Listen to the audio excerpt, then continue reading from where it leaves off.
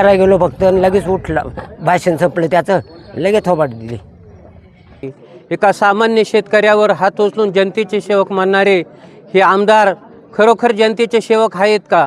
की शेतात गेले का बिबट्याची भीती, आणि आमदार सभेत आलं की आमदाराची भीती. मग कोणाला मारतो का मला मार. इथं आल्यानंतर लगेच म्हणायला लागले काय आमचे उखडायचे उखडा म्हणे.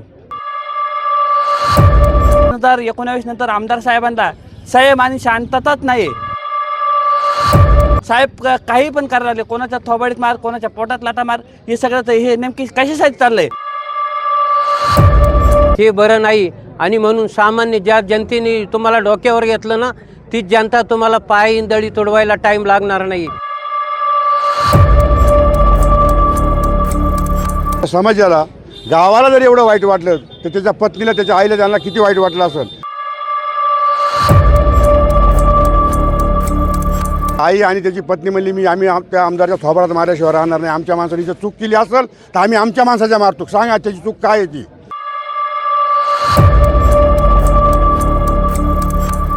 साहेब, मला एक म्हणायचं आहे, ह्या आमदाराला ह्या तालुक्याने वर्गवणी काढून निवडून आणले. हा झुळी करून अकोल्यामध्ये हिंडत वाटा.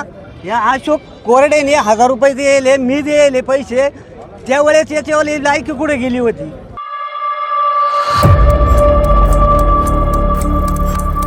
गावची लायकी नसताना गावाला कामं दिले. ठीक आहे, तुम्ही कामं दिले, हे तुम्ही तुमच्या घरातून दिले नाही.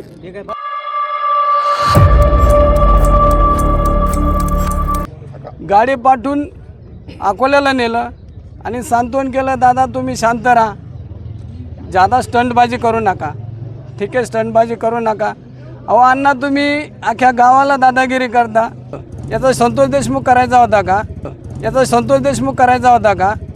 याचा संतोष देशमुख करायचा होता का?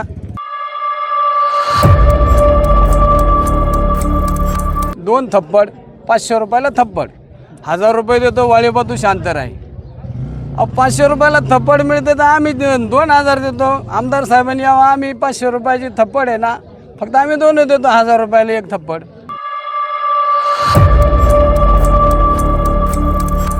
मग त्याला म्या आमदारकीच्या टायमाला मी स्वतः 1000 रुपये दिले, मी दिशा दाखवून दिली. मी ना त्याला आमच्या मुळाखोऱ्यामध्ये हिंडवून देणार नाही. त्याने त्याची माफी मागितली नाही, हिंडवून देणार नाही त्याला मी.